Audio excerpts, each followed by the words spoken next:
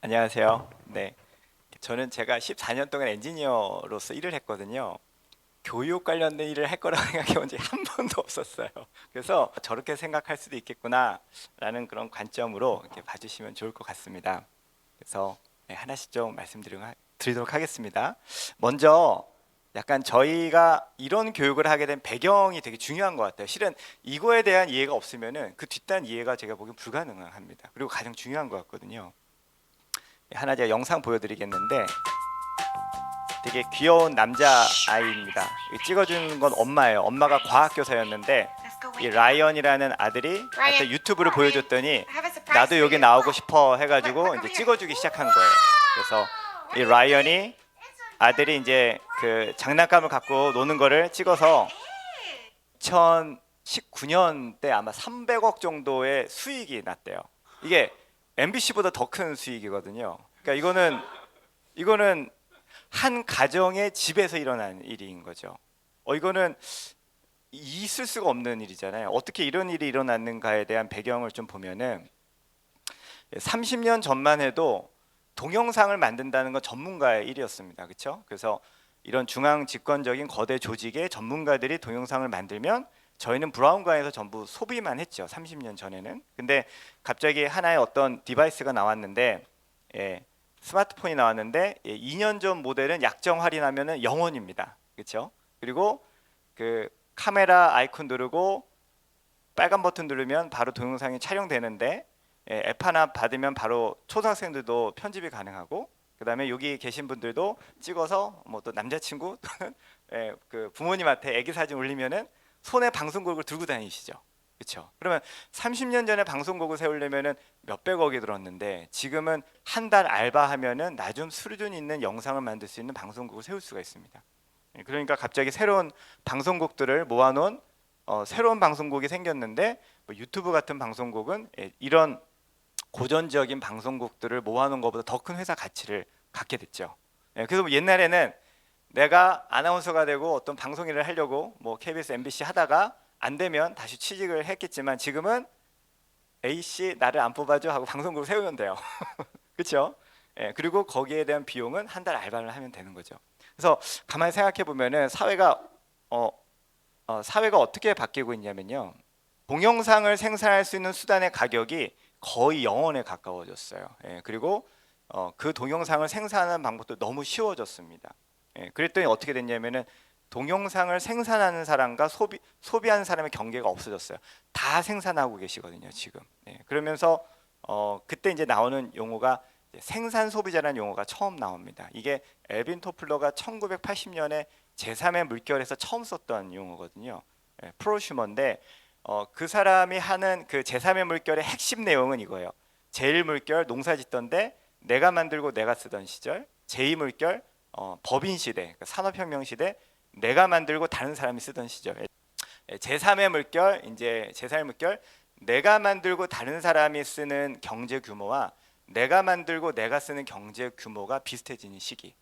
이가 딱 정의거든요. 그러면 실제 보면은 이제 유튜브, 뭐 블로그 그러면서 요리하던 분들이 그냥 요리 찍어서 시즌 그 자체가 비즈니스가 되고 있고, 집에서 글을 써가지고 그 자체가 비즈니스가 되고 있거든요. 그러니까 뭐냐면은 실제로 한 개인이 창출하는 이 경제 규모가 법인들이 만드는 것만큼이나 그냥 커지고 있는 거죠. 실제 지금 보면은 경제 무게 중심이 중앙 집권적인 대기업 구조에서 작은 기업들이 네트워크된 형태로 넘어가고 있습니다. 실제로 아마존이 전 세계에서 가장 큰 매출을 올리고 있는 기업인데 아마존 매출의 반 이상이 실은 아마존에 들어와 있는 작은 기업들의 매출이에요. 그러니까 뭐 어떤 변화들이 일어나는 거죠. 그리고 제가 더 재밌는 거 하나 더 보여드릴게요. 이건 실제 저희가 경험한 건데 저희가 그 소프트웨어 미래체험 사업이라고 경기도의 이제 소외 지역에 가서 디지털하고 코딩 교육을 하는 사업을 했어요. 그 주체에서 이제 센터를 하나 세우면서 이제 이거를 이제 홍보해야 되는데 코로나여가지고 이제 못 하는 거예요. 그 방문을. 그래서 그거를 로블록스 상에서 개소식을 하기로 했었습니다. 그래서 저희한테 500만 원짜리 프로젝트를 주셨어요. 그 저희가 할 수 있는 역량이 안 돼서 유튜브에서 열심히 찾아가지고 이렇게 로블록스에서 이런 차를 만들 수 있는 애를 찾아서 저희가 전화를 했어요. 그랬더니 중1 학생이었어요. 중1 학생. 그 더 놀라운 학생 인류는 걔가 팀이 있었어요. 근데 팀이 한 번도 만난 적이 없는 팀인 거예요. 예, 디스코드라는 디지털 네트워크에서 만났는데 한 명은 이 친구는 중학교 1학년, 다른 친구는 이제 대학교를 준비하는 19살, 또 다른 친구는 부산에 있는 고등학교 2학년 학생이었어요. 고등학교 그 부산에 있는 친구가 코딩을 하고 이 친구와 이제 19살 친구는 디자인을 하는 친구였고, 저희가 계약을 이 친구의 아버지하고 했어요. 500만 원짜리 계약을. 지금 대학을 나와서 500만 원짜리 국가 프로젝트를 할 수 있는 역량을 갖고 있는 사람이 몇 명이나 될까요? 근데 중1이 하고 그 팀을 갖고 있었어요. 그리고 그 친구들이 했던 프로젝트예요. 결과입니다. 이거를 몇 명 와가지고 그 세 명이 사진을 이렇게 찍더니 평면도 하나 달라고 사진 찍더니 한 2주인가 3주 만에 똑같이 만들어 왔어요. 거기 그 상황 그 센터 주변과 이제 내부까지 나옵니다. 이거를 다 이제 3D로 그린 거예요. 이 내부 모습입니다. 네.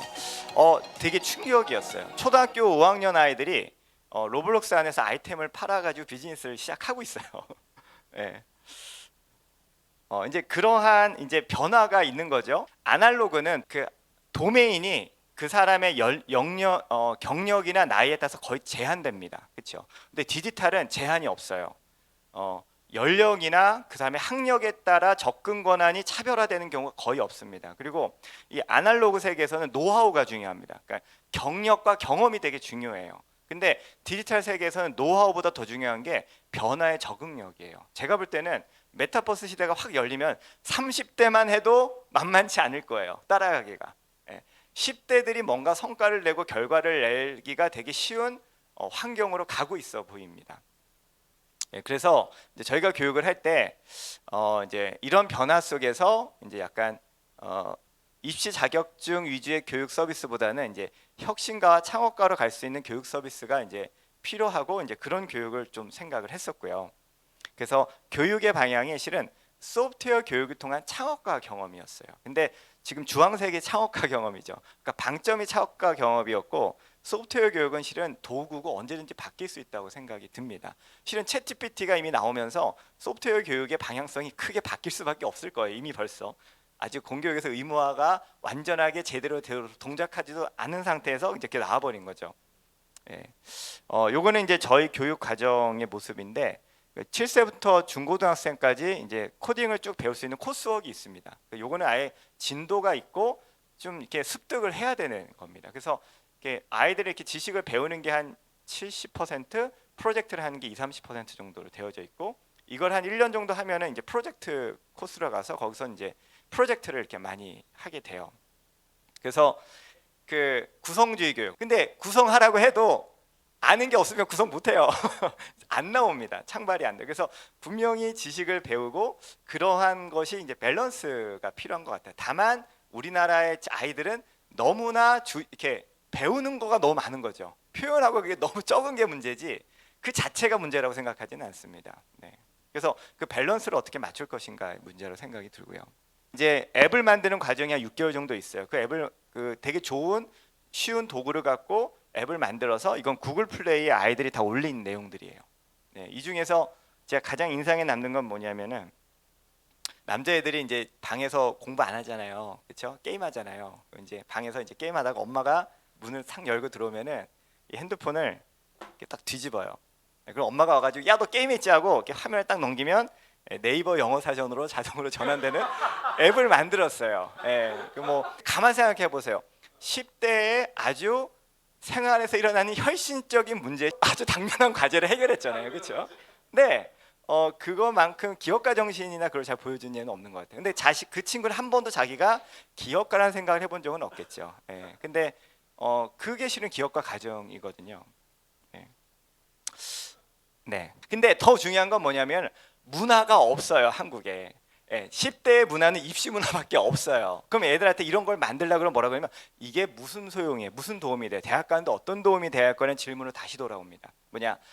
이런 창작을 하고 뭔가 만드는 게 어떤 가치가 있고 밸류가 있는가에 대한 인식조차가 없는 상황이에요. 그러니까 그런 인식이 있으려면 문화가 있어야 되는 거예요. 그걸 인정해주고 잘한다라고 해주고 이렇게 치켜 세워주는 문화가 있어야 되는데 그 문화 자체가 없으니 그게 의미가 있다는 것조차도 인식하기가 어려운 거죠. 그래서 저희가 이제 그런 문화를 되게 중요하게 생각을 하고 있고, 요거는 요 하나하나가 아이들 전부 프로젝트입니다. 1년 동안 했던 프로젝트들이 있고 이제 학부모들하고 친구들이 와서 이것들을 이제 같이 보는 거고, 이 친구는 발표하는 거예요. 그러면 이제 PT 하는 거죠. 근데 그 모습들을 보면요, 굉장히 진지해요. 교실에서의 수업을 듣는 아이들이라고 믿어지지 않을 정도로 열정적이고 주도적이고 그런 모습이 나타나요. 그러니까 이건 뭐냐면은 자리의 문제인 거죠. 자리에. 그러니까 수업이라는 공간과 교실이라는 공간에서 어쨌거나 선생님이 리딩을 하고 앉아서 그걸 학습해야 된다는 마인드셋과 여기 있는 보드들 아이들이 다 만든 것들이거든요. 그런 자리에서 느끼는 거는 되게 다른 인식들이 있습니다. 그리고 이것이 그냥 컴피티션이 아니라 이제 기업가가 나와서 이제 앞에 발표도 하고 되게 막 이렇게 음악도 있고 막 이렇게 그렇거든요. 그래서 이렇게 약간 축제처럼 그 문화를 만드는 게 굉장히 민간에서 할 수 있는 어떤 영역이라고 생각하고, 이거는 얼마든지 함께 연대를 하거나 같이 해서 만들어 볼 수 있는 거. 결국에는 문화를 만드냐 못 만드냐의 문제가 될 거예요. 저기 하나의 여담으로 그 아빠가 현대자동차 주재원에서 상하이에서 영국 학교에 다녔던 아이가 너무 거기서 마인크래프트나 그런 게임들을 재밌게 건설적으로 잘 쓴 거예요. 근데 얘가 한국에 왔는데 5학년 때 우선 대치동의 모든 영어학원을 다 떨어졌어요. 국제학교 다니던 애가 다 떨어졌어요. 두 번째 사립학교에 들어갔는데 많은 질문들을 하니까는 오히려 이제 막 이렇게 그만해라 막 이렇게 하니까 애가 스트레스를 받아서 중국에서 없던, 그 국제학교에서 없던 게임 중독 현상이 한국에서 나타나더래요. 이거 뭐냐면요, 이게 토양의 문제고 문화의 문제예요. 그러니까 단순하게 볼 부분이 아닌 겁니다. 그거에 대한 저변 마련이 같이 가야 되는 이슈가 있는 것 같습니다. 그래서 결과인데, 이 결과는 가장 잘된 것만 나왔으니까 다 이렇다고 생각하면 이런 친구들은 한 3%에서 5% 이하의 경우인데, 요거는 저희가 분당 경영고랑 같이 해가지고 그때 3D 프린터가 나와가지고 이제 한글로 이제 시간을 나타내는 그런 프로젝트를 같이 좀 했었습니다. 그래서 요거는 이제 그 와디즈에서 한 1,500만 원 정도 펀딩을 받았고, 그 뒤에 이제 저희가 이걸 가져가서 이 개당 5만 원이었거든요. 한 200대 이상 팔았던 걸로 1억 정도 매출이 났던 걸로 기억이 들고요. 실은 이 과정도 어떻게 됐냐면, 저희가 처음에 종이로 만들었는데 분당 경영고의 서울이라는 선생님이 저걸 3D 프린터로 만드신 거예요. 그래서 우리가 보고 야, 우리 전문가보다 더 잘한다 그래가지고 다시 3D 프린터로 하는 프로젝트를 하게 된 거. 그 과정이 이게 상호작용 속에서 일어났었습니다. 그래서 이 친구들은 이제 중학교하고 초등학교 친구들이었는데, 이제 강아지 좋아하는 친구들이 있어가지고 처음에 프로토타입을 이 친구들이 만들고, 그걸 갖고 이제 제품화하는 거는 저희 엔지니어들이 해가지고 이제 스마트폰으로 강아지 밥 주는 시스템을 한번 좀 만들어봤었고요. 근데 이 경우는 거의 제품화할 때는 엔지니어들이 거의 다 했죠. 아이들은 그냥 아이디어와 프로토타입 정도만 진행이 됐었고, 이 친구들은 고등학교 친구들이었는데 이제 공기청정기를 만드는 건데, 핵심은 뭐냐면은 아까 보면 이제 디지털 디바이스가 나오면서 방송국을 누구나 할 수 있게 됐잖아요. 근데 디지털 공작 기계들이 나오고 있습니다. 3D 프린터나 레이저 커터 같은 경우는 3D 프린터는 뭐 요즘에 100만 원도 안다거든요. 그건 아이들이 생산할 수 있어요. 3D 프린팅으로. 결국엔 뭐냐면은 제조업이 개인화되는 거, 민주화되는 상황인 거죠. 그래서 그런 디지털 도구만 갖고 이렇게 공기청정기를 만들어 본 거예요. 그래서 이제 DIY로 만들어서 이제 좀 펀딩을 해볼 수 있게 했던 이런 프로젝트들이고요. 결론이 뭐냐? 아날로그가 훨씬 어려워요, 아이들에게. 왜냐, 아날로그는 진짜 숙련이 필요한 거예요. 경험이 필요하더라고요. 그래서 아날로그는 십제들이 접근해서 경쟁력이 있지가 어렵겠구나. 근데 그리고 소프트웨어 자체만 봤을 때는 상당히 지적인 복합성이 필요합니다. 그래서 그것도 좀 쉽지가 않아요. 근데 챗 GPT와 디지털 메타버스 세계로 가면서 또 달라져요. 왜냐하면 그 지적인 축적과 복합성은 그걸 대체해주는 기계가 나왔어요. 그러면 훨씬 더 트렌디하고 아이디에이션이나 그런 새로운 관점들이 중요한 시대로 와서 또 다른 양상일 거라고 생각이 들어요. 그리고 이제 기업 입장에서는 ROI가 안 나와요. 아이들을 프로젝트를 막 하려고 하다 보니 선생님이 한 명 안에 너무 많은 에너지를 써야 되는 거예요. 그래서 그리고 더 중요한 거는 중학교 2학년 1학기까지가 이런 교육의 보루예요. 이제 중학교 2학년 2학기부터는 우리 아이 국영수 해야 돼서요. 이제 입시를 준비해야 되는 거죠. 근데 아주 현실적인 현실인 거죠. 예. 이걸 어떻게 극복할 것인가? 그래서 저희가 내린 결론은 C 정도는 뿌릴 수 있다. 이런 경험을 한번 해서 나중에 대학교나 성인이 됐을 때 이런 거 할 수가 있구나. 나도 이런 역량이 있구나라는 어떤 좋은 경험 촉매제로서는 가능할 것 같고, 그래서 이제 대안학교에 대한 필요를 좀 많이 느껴서 결국에 이제 저희가 대안학교를 좀 세우게 됐고요.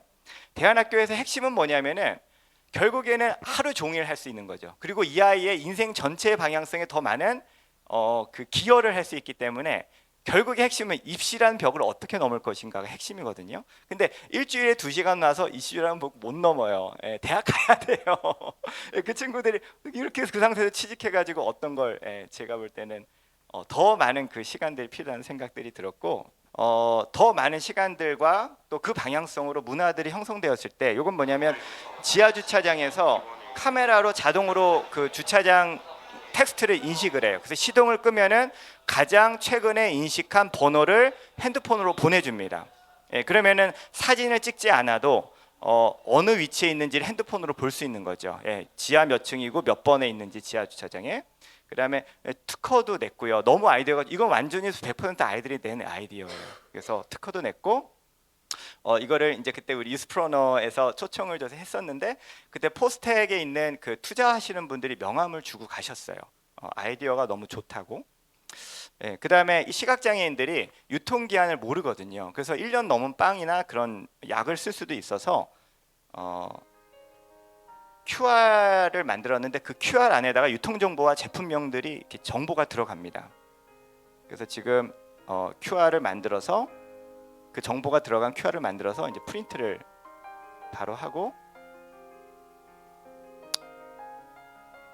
그거를 이제 부착을 한 다음에 그 스캐너가 있어서 스캔을 하면은 바로, 보통은 이제 QR 코드를 하면은 어디를 눌러야 그 텍스트로 넘어가잖아요. 그게 지금 시각청에서 만든 시스템이에요. 그거 말도 안 되거든요. 그거 못 써요, 시각장애는. 근데 이거는 스캔하자마자 바로 읽어주거든요. 제품명, 유통기한, 그다음에 알레르기 성분. 그래서 요 과정도 이 친구들이 직접 그들 만나가지고 진행을 했고, 이 친구는 중2 학생이에요. 로블록스 상에서 자신이 좋아하는 심해를 구현해서 31단계 이걸 만들었어요. 근데 여기서 되게 재밌는 거는 저희가 도와준 게 거의 없어요.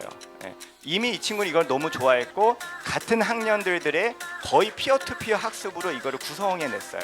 제가 이거를 게임 회사 대표한테 보내가지고 한 인턴으로 써달라고 요청을 했고, 그래서 아마 겨울방학 때 갈 수 있는 상황이 될 거예요. 국영수를 그렇게 잘하는 친구가 아니에요, 앞에 나온 친구들이. 그래서 그들의 강점을 잘 살려주는 걸 통해서 그들의 인생들을 좀 잘 만들어갈 수 있는 것들을 이제 구성해 나갈 수 있다는 생각이 들고, 그러려면은 이렇게 좀 더 총체적이고 문화적인 접근이 되게 필요하다는 생각들을 점점 많이 합니다. 네, 감사합니다.